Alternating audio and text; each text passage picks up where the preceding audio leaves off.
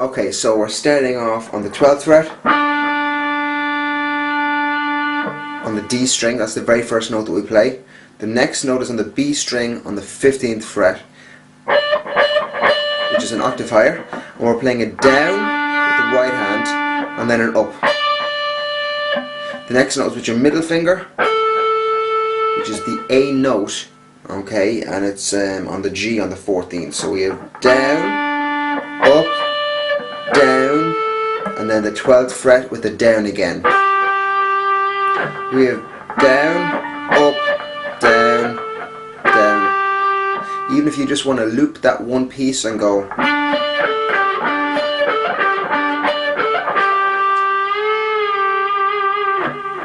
The next notes is here, and you're going. We're playing the 15th.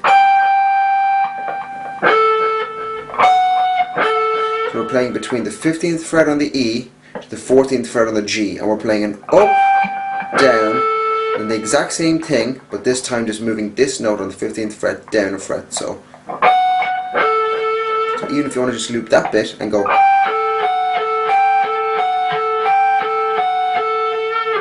So slowly this whole section.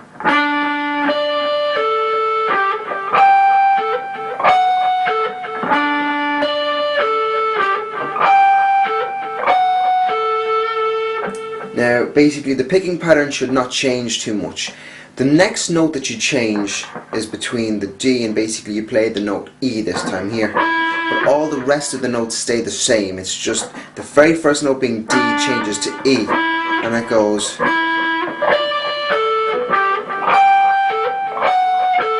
So slowly. So you go between this. This.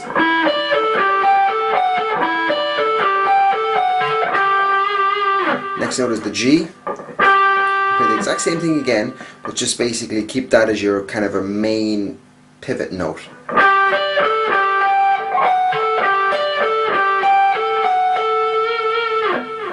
So again.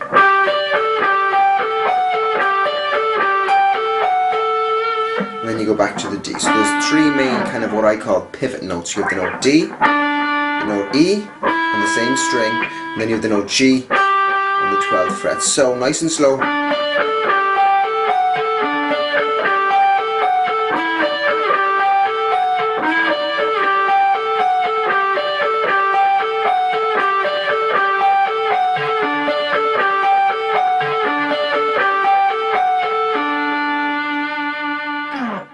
Okay, so for this very last section, it goes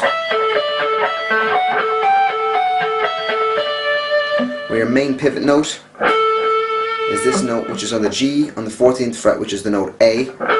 This is your pivot note, which means that it's going to be basically the note that you always come back to. So you go.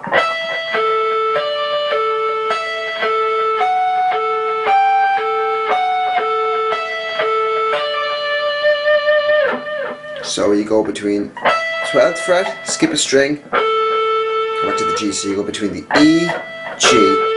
This time you go between the B and the G on the 15th fret. So then two notes. Back to E.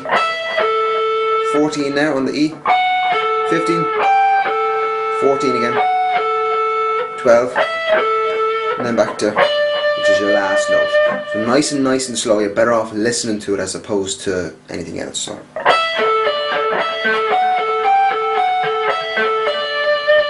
If you want to loop that bit,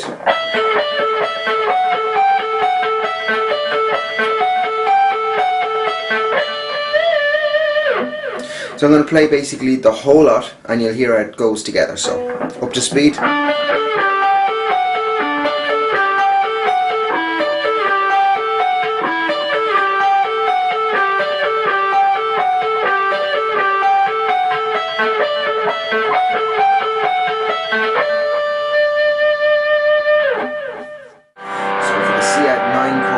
D chord again to a C chord. This chord you're playing the E note on the D string on the 2nd fret, middle fingers on the A on the 3rd fret, and your third finger is on the B string on the third fret. This is called a C add 9. That's your second chord. And when you play over this, you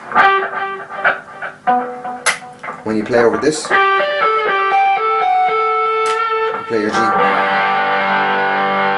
then you're back. Then you resolve then back to the D. So it goes 1, 2,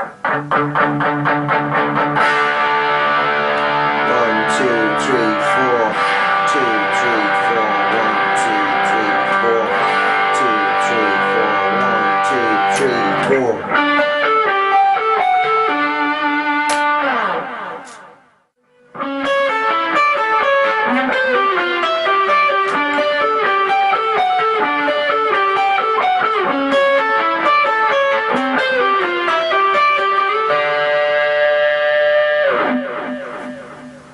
So this section starts off on the 11th fret, and if you imagine a kind of a D shape here, kind of going to the 9th fret,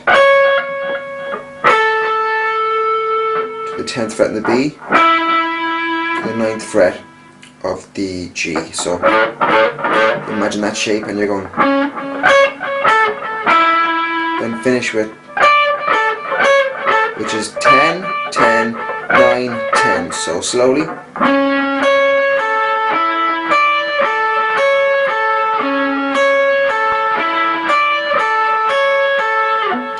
Next section starts off, and there's a bit of a stretch on the 15th fret in the A, to the 13th in the B, then G on the 12th, then the 10th, and then you have these notes. 12 on the E to 12 on the G, and then exact same idea, but 10 on the E to 12 on the G. So you're better off just listening to this section.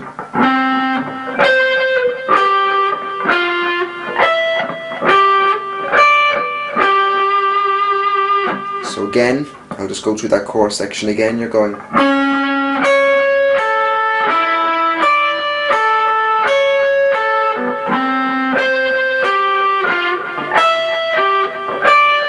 back to D,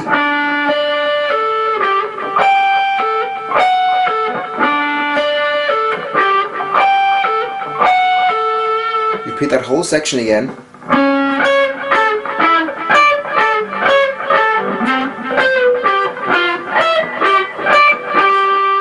but then instead of going back to the D and basically playing this, instead of doing that, you finish with this, which is the G, going sliding from 12 to 14, and then adding the B. So nice and slow.